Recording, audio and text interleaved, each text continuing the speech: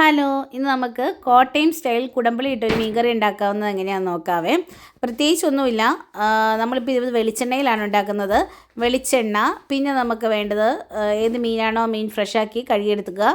പിന്നെ ഇഞ്ചി വെളുത്തുള്ളി നീളത്തിലരിഞ്ഞതും അതിനകത്തോട്ടൊരു കുഞ്ഞു കൊച്ചുള്ളിയും അതോടൊപ്പം തന്നെ പച്ചമുളക്, പിന്നെ കറിവേപ്പില. പിന്നെ ഞാൻ എടുത്തേക്കുന്ന പൊടികൾ നമ്മുടെ കാശ്മീരി മുളക് പൊടി, മഞ്ഞൾപ്പൊടി, ഉലുവാപ്പൊടി. ഞാൻ എരിവുള്ള മുളക് പൊടി എടുത്തിട്ടില്ല, കാരണം അത് വേണമെങ്കിൽ എടുക്കാവേ. പിന്നെ ഞാൻ കുടംപുളി ചൂടുവെള്ളത്തിലിട്ട് ഇച്ചിരി സമയം വെച്ചേക്കുന്നതാണ്. പിന്നെ ഉപ്പ്. ഇത്രയും സാധനങ്ങളാണ് വേണ്ടത്. ഇവിടെ വെളിച്ചെണ്ണ ചൂടായ ചട്ടിയിലോട്ട് നമുക്ക് ഇട്ട് കൊടുക്കാം. ഈ വെളിച്ചെണ്ണ ഒഴിച്ച് കഴിഞ്ഞിട്ട് ഈ ചട്ടി ഒന്ന് ചുറ്റിച്ചെടുക്കണേ, കാരണം നമ്മൾ ചട്ടിയുടെ എല്ലാ ഭാഗത്തും ആ വെളിച്ചെണ്ണ വരത്തക്ക രീതിയിൽ ഒന്ന് നന്നായിട്ട് ചുറ്റിച്ചെടുക്കുക.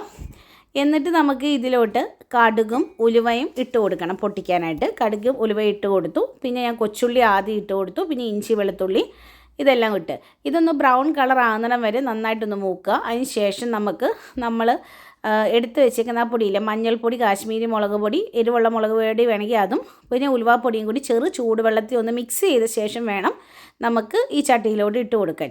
അതിന് ശേഷം പച്ചമുളകും കറിവേപ്പിലയും കൂടി ഇട്ട് നന്നായിട്ടൊന്ന് ചൂടാക്കിയ ശേഷം അതിൻ്റെ ആ പച്ചമണം മാറിയ ശേഷം നമുക്ക് അതിലോട്ട് ചൂടുവെള്ളം ഒഴിച്ച്, കുടംപുളി ഇട്ട വെള്ളം ഒഴിച്ച് ആവശ്യത്തിന് ഉപ്പും ഇട്ട് നമുക്ക് നന്നായിട്ട് തിളപ്പിക്കാൻ വെക്കാം.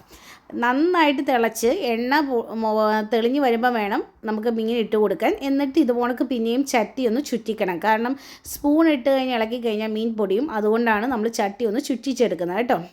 ലാസ്റ്റ് നമുക്ക് കുറച്ച് കറിവേപ്പിലയും കൂടി ഇട്ടിട്ടൊന്ന് ഗാർണിഷ് ചെയ്തെടുക്കാം.